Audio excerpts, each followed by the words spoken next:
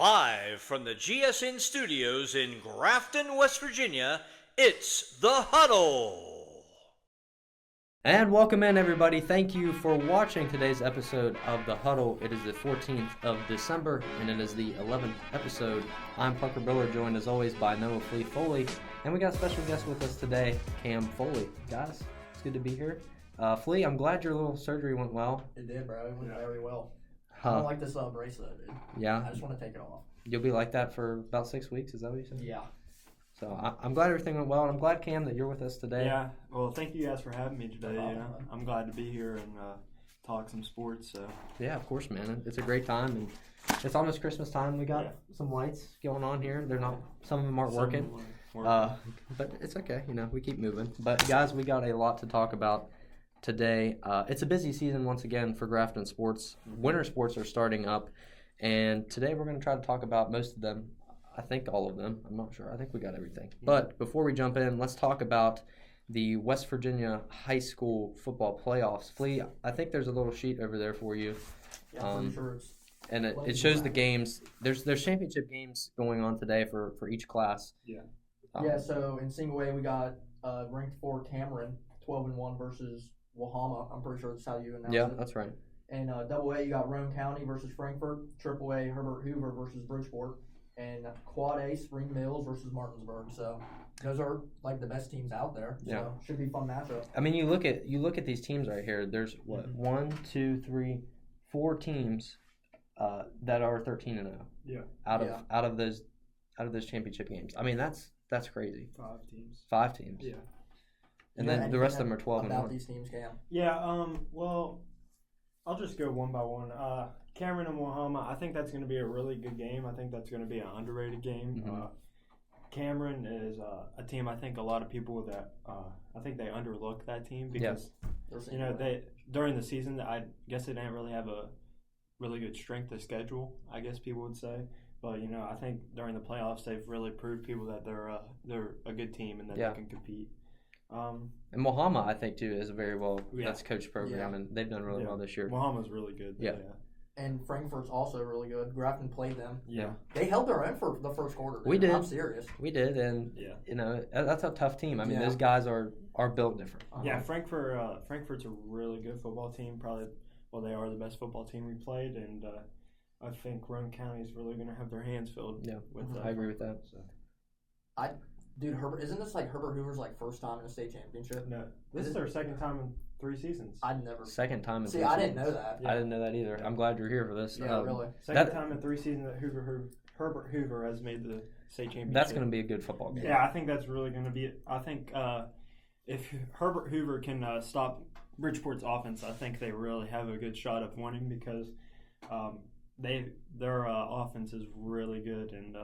I think it'll be hard for Bridgeport to stop. So. Yeah, I agree. And Spring Mills and Martinsburg, obviously going to be a good matchup too. Martinsburg is always there, dude. Yeah. Well, that's a rematch from the regular season, and during the regular season, it was a really good game. I think I don't know how much Spring Mills lost by, but it was in between 7. So. Yeah, great teams. And if you want to look at the scores, because they're playing today, they should be playing right now as we're filming this video. It'll be this Friday and Saturday. Yeah. But if you want to go look at the scores for those games, I would go check out WV Metro News. They'll have, I think they're broadcasting games as well. So if you want to go back and watch them, I would highly recommend because they're probably going to be pretty good football games. Yeah, so. Really will. For a minute, let's talk about swim. We talked with my brother, Patrick Foley, yesterday, and he said swim, it's going to be an up and down year. That's what he thinks about it. Yeah. He says they need to be consistent. They need to work hard, and they don't really have that many meets this year. No, but not in December. But it'll go on a little bit. And they were at the Mohawk Invitational in Morgantown. Patrick said he was impressed with the team. People finished top 10, and all-around good meet for them. Yeah, maybe we'll have them on. We'll talk about swim because I don't know much about swim. You've probably been to more swim meets than I have. Yeah, I don't. I couldn't do it though, dude. Yeah, I mean, I talked to Jonathan Mayer, who's also on the swim team, and. He also said that they don't have very many meets, and but I think Though I think the swim team will be decent at individual swims. I don't know how the relays will be because of there's not very many people on the team. And Grafton always sends individual people to states for individual meets. So that's right. They're gonna for sure send 4 or 5 kids probably. So look out for that. All right, now we're going to take a look at something that's more of a tough subject to talk about. We're going to talk about wrestling. And, we need to recognize the passing of head coach Keith Zebley.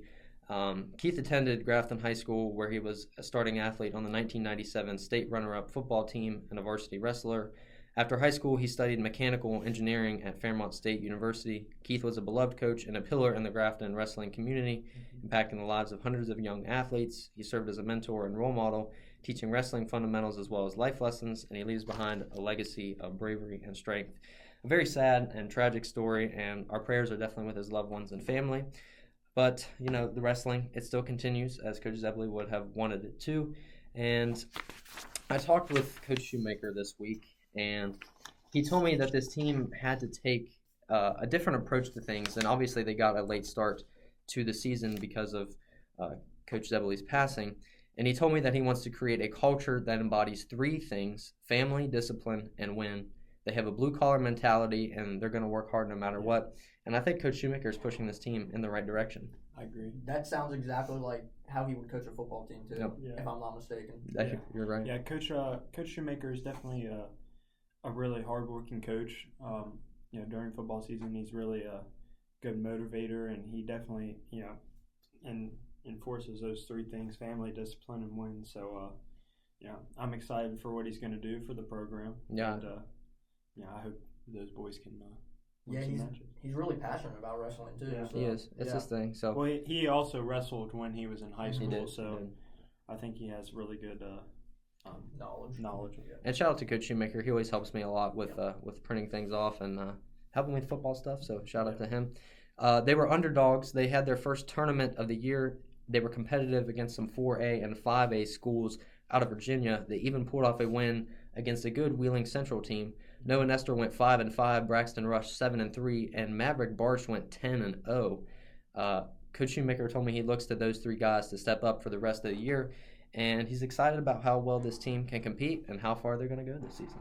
Yeah, wrestling, that's one of those sports I actually don't really know anything about. But when you watch it, it is really competitive. Coaches are passionate like Shoemaker. And if you have a passionate coach like that, you're going to go pretty far. That's right. That's exactly right. So we'll do more coverage about wrestling hopefully soon when we get to it. Maybe sit down with a few guys. Yeah. All right, so now we're going to talk about boys and girls basketball. So they started up their seasons about a week or 2 ago. Week or two ago. The girls they're a really hot team right now. They're 3-0 on the season so far and won the Sam Board tournament that we host at Grafton High School. Mm-hmm. They defeated Nicholas County, Philip Barber in the Sam Board tournament, and then most recently they played East Fairmont, which has really been a really good basketball program over the last few years. They won 51-48. That was a great game to just had. I didn't watch it. I know you watched it. It was nuts, dude. It was close the whole way through. They were down and then came back and won. Huh. Yeah. I mean, we really need to talk about the defense of this team. Yeah. Because that's how they win games. This is who defines them, is their defense. And forcing those turnovers, scoring in transition. I mean, that's really what this team is about. Yeah. Yeah, and also, I was watching that East Fairmont game. Kenna and Hadley Horn and Kenna Keener. Yes. 54 points combined. And against East Fairmont, 45 points combined out of their 51. Yeah, that's insane, man. And freshman Natalie Beltner, she hit a really clutch 3 at the end, and then she hit that free throw. Mm-hmm. Sealed the game, which that's really good for a freshman. So the girls are playing very well right now. I mean, 3-0. Do you guys think there's a chance of a states run, maybe? I really think so. I mean, I think our region is really hard from what I heard. Mm-hmm. So, but I think if we can get past our region, I think we can really make a states run. Yeah, adding on to what Cam said, our region, it's one of the hardest in girls basketball. We got Elkins, East Fairmont, if I'm not mistaken. I think we have all the Marion counties. We have all the Marion counties. North Marion, Lincoln. Yeah. I mean, that's not an easy task. Yeah. But they can get it done, man. They've been playing good so far. Yeah. I'm rooting for them all the way, dude. I do. So now to the other basketball team, the boys. They've played one game against Lincoln, and they lost. The score was 45-34, and we had a lead in the first half, and then I think the brakes just fell off in the second half. But they're not as hot as the girls right now. But I think as the season goes on, the boys team will really progress because they're a very young team. Yeah. Not very much experience. Yeah, and we sat down with Coach Johnson last week, and we talked about this. They have a lot of talent, but not a lot of varsity experience. Yeah. And that's what's going to hurt them at the start of the year, I think. Exactly, and you need that experience in high school sports. Like, you need like 3 or 4 seniors that have been there before. They really only have Dylan, who's played a varsity game. Yeah. And it really did show, kind of, last game. It did. They didn't play bad at all, but they just need to clean up a little things, and they'll be good, too. And, another thing we really got to focus on, too, is our bigs. We don't have the size that most teams do. The guys that we do have underneath are not as experienced as a lot of guys are. So that's another one of our problems. And comparing the boys' team to the girls' team, the Coach Keener for the girls' team, he knew how good their team was going to be going into the year. Yeah. Coach Johnson, he didn't know how good his players were going to be because we got a lot of new guys. So he's still trying to figure out and set his lineups, figure out what works and what doesn't, kind of like a trial and error type of thing. So it's going to take some time to get this boys team up to where they need to be. But I think they can still be competitive in some aspects and hopefully finish out the season well with a winning record. Yeah. They're underdogs, man. They are, and we hope they do well. And me and Flea, we commentate on the Grafton Sports Network on YouTube, basketball, boys and girls. We've been doing that, and hopefully we continue to do it in that. So go check that out if you can't make it to the game. But right now, we're going to take a quick break. When we come back, we got Flea's Mountaineer Minute. You don't want to miss it. Stay with us. Hey guys, Parker here. I want to tell you about my friends at the Keystone Realty Group. When you're looking for your dream home, time is of the essence. The North Central West Virginia real estate market moves very quickly, so you need an agent that has their finger on the pulse and keeps you in the know. Keystone Realty agents are responsive, honest, and will go the extra mile to get you the deal you want on the home you love. That's why Keystone Realty is the only group I trust for all your buying, selling, and renting needs. Conveniently located in the Middletown Commons in Fairmont, West Virginia, Keystone Realty is your key to home ownership. And we're back. Flea, you've got the Mountaineer Minute. Yes, sir, I do. Let's start with football. Cam's favorite sport. Yeah.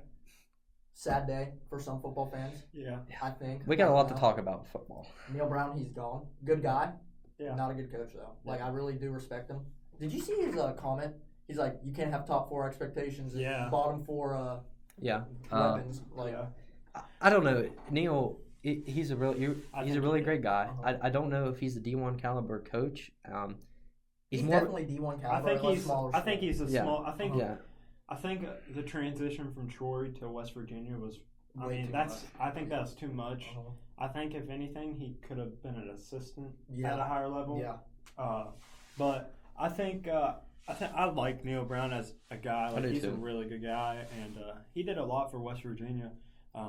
Just obviously couldn't find success with the football program, but.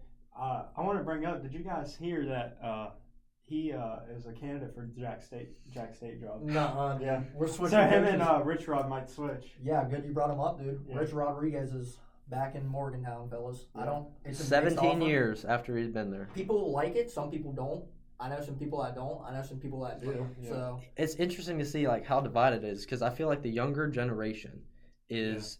They don't like him, and some of the older generation doesn't like him. But the majority of the people that are rooting for him are the older generation because they saw when he was successful here at WVU. Exactly, and he I read a thing. He only lost like 17 games here in 6 years, and he had a quarterback Rasheed Marshall, excuse me, and Pat White. Both of them were like Big East Player of the Years. Yeah, and Pat McAfee. So maybe Nico Markle is Big 12 Player of the Year. So personally, like, I have mixed feelings with the hire. I think after he left us that 1 year, I just don't really know how people, still are big fans of him. But, I think as a coach, he obviously is successful wherever he's really passionate, dude. Yeah, and I like his mentality. Like I saw when he talked to the team when he first was introduced to the team. He pointed out someone that was relaxed in their chair. Yeah, I saw that. He's like, if you're relaxed in your chair, you're not going to make it that far. But if you're sitting up, ready, eager to get at it, then you're going to go far in life. So, I really like that mentality, and I think I think that mentality with a program that WU is at right now, like obviously they're down. Yeah. They just lost their coach, and I think that mentality will really help us. And speaking on that, like arguably, we got our best player back from the transfer portal. Josiah Trotter. Oh, is he back? He's back. I just saw a thing where he is visiting Washington and Missouri, No. but he's still like keeping his. Didn't he get like Big Recruitment. 12 defensive player? Big 12 freshman of the year. Freshman of the year, yeah. Freshman. And that's like really hard to do in the Big 12 because like you got to think of the teams. You got Colorado, Utah, Mhm. Oklahoma State. I mean, he's one of the best, dude, in the country, and he's a freshman. So going back to Rich Rod, you look at, the success that he had here was great. Yeah. The way that he left was not great, Mhm. and that's what a lot of people frown upon. Because obviously after that he goes right to Michigan, Yeah. then he goes to Arizona, and then he goes to Jacksonville State. So I don't know. I have trust in Yeah. Ren Baker. Yeah. I have a lot of faith in him after what he did with the basketball program. Yes. Both basketball programs. Yeah, hires Darren DeVries. I mean, a guy from Drake. Drake's not really a known basketball school, and look how well they're 7-2 right now. Look how well that team's doing. I really, 2 top 20 teams. yeah, I really just trust Ren Baker, and I like his decision. I think that we're going in the right direction where we need to go. And Rich Rod may not be the answer, but we're definitely moving in the right direction, away from Neil Brown and maybe towards a more positive and winning season. Yeah, and I saw if any of you guys, do you guys know Jamal Dye? Played for West Virginia, defensive coordinator. He might come be here. Yeah, he's the DB's coach for the Buffalo Bills right now. Yeah. So, That's a good thing. We got a lot of ex-WVU guys who are willing to come back, who coach with Rich Rod, and we're going to have a lot of good coaching staff that I think. I saw another thing about Bruce Irvin maybe coming back and helping with the defense. That would be nice. I was thinking about him the other day. He would always get signed to an NFL team and have 12 sacks. Yeah, he was solid. He was really solid. He is player. good. I like him a He lot. was solid for the Seahawks and the Raiders. Yeah. I don't really know where his career went from there, but I know that he was really solid for those two teams. So. Yep. Let's switch sports up here. Basketball. Yeah. Dude, we are underrated in my opinion. Very. 7-2. Yeah. We came out of the Battle for Atlantis. We were not in the Battle for Atlantis. What were we? Is that the tournament name, Battle for Atlantis? Yeah, that's what it was. Okay, Yeah. so we came out of there. We were third place. Yeah. Beat Gonzaga. Beat Gonzaga, lost to Louisville, and then beat Arizona. I mean, two of those teams were top 25 at the time. Yeah, I mean he's beaten. I think it was 3 top AP 25 teams, and it's 7 of his last games Darren DeVries has, and it's I mean it's amazing and how well we're doing, and it's so different and interesting to see. This is such a different team than the Bob Huggins program. Oh yeah, dude. They have that desire to win. They have the chip on their shoulder, like they're nobody. Yeah. I really. Sorry. Go ahead. You're good. But I find similarity with the defense because Bob Huggins was really big on defense. Yeah, it's and I think we have a really good defense, but I think we also have a good offense. Mhm. So I think that's really what's taken us to the next level. Yeah, Javon Small, Tucker DeVries, Amani Hansberry, Toby O'Connor. If them 4 can score for us, we're winning a game. And then Sincere Harris starts for us. Really He doesn't good score a defensive lot, player. but he's our best defender easily. Here's our big problem right now: is Tucker DeVries is out indefinitely. No one's really sure for how long yet, but he's the backbone of this team so far, and that's going to hurt us a little bit. But we do have 2 easy games coming up next. Yeah. I think is it Mercyhurst and Bethune or Bethune? Bethune, Bethune. Bethune, Yeah. BCU. But I was looking past that at our later schedule. We do have Kansas. a tough schedule. I think Kansas would be the next game, and Yeah. I'm thinking that he'll come back for that game. I think they're just sending him out just to get him right for that game because I know he got shoulder surgery. Yeah. I think last summer Yeah. when he was at Drake. So I think it's something to do with that. Someone said he's gonna have to get shoulder surgery again. And he might. If he does, he's gonna be out. No one's really He's sure. gonna be They out haven't. 6 months. Yeah, it's not good. So, No. but the basketball team's doing good. Fun to watch. Girls basketball's doing Girls really well basketball, too. yeah. They're ranked Top 15? Yep. Top 15. Really well, dude. We only lost by Texas, who I think is number 7 or number 5. And we only lost by 2, didn't we? Yeah, but something like that. So. Here's one last thing I want to point out before we go is Pat McAfee. The amount of national recognition that the Mountaineers are I getting know. because of Pat McAfee. I mean, he's in Morgantown today at the Yeah. Coliseum introducing Rich Rod, but the amount of national TV that the Mountaineers are getting is insane, and it's really helping us program-wise. I mean, everyone's been giving us money, and Nick Saban's been helping out. Yeah. Jimbo Fisher was helping There's out. a lot of people, yeah. Bill Belichick, even helped, dude. Yeah. And he's at UNC now, so that's a crazy hire, by the way. That is a crazy hire. I mean, we could go all on in on that. They had the oldest D1 coach in football, and then they hired the oldest D1 coach in football, Bill Belichick. I don't know, dude. It's crazy. I don't know how it's going to work out. I never thought that I would see that. I mean, I have mixed feelings about it. I kind of feel like it might not work out, though, because, Bill Belichick, obviously great coach in the NFL, but I think, I do think he's getting a little older, and I think, he might struggle a little bit in college. It's hard to tell, really, but we also forgot to talk about the Mountaineers bowl game. Yeah. The Frisco, I wrote it down on your paper. Frisco, coffee bowl. Scooters Coffee Frisco Bowl. Scooters Coffee Frisco Bowl. Yep. In Frisco, Texas. At 9 p.m. on Tuesday. 25th ranked Memphis. Yeah. Tigers. Memphis is a good program. They are, dude. Who'd they beat? Tulane? And Tulane was literally on the edge of getting in the college football playoffs if they won that game. I did see Memphis lost to UTSA earlier in the season. UTSA is always solid, though. Yeah. Dude. They're really solid. Yeah. Memphis, their offense, really good. I think they really focus on the passing game. Their quarterback, Seth Hennigan, he was 291 for 451 on attempts this season. He threw for 3,208 passing yards and 23 touchdowns along with 6 interceptions. That's pretty good. So that's really good. I think their leading receiver only had 2 touchdowns on the season, so I think that really shows that he spreads it out a lot. So that's good for a quarterback to find multiple receivers and spread the ball out. Yeah, have multiple options. It is really good. So Garrett Green's obviously back for the Mountaineers. This will be his last game as a Mountaineer. Yeah. And Nico stepped in for him midway in the season, but I think Nico did a good job. Nico did a great job. Yeah.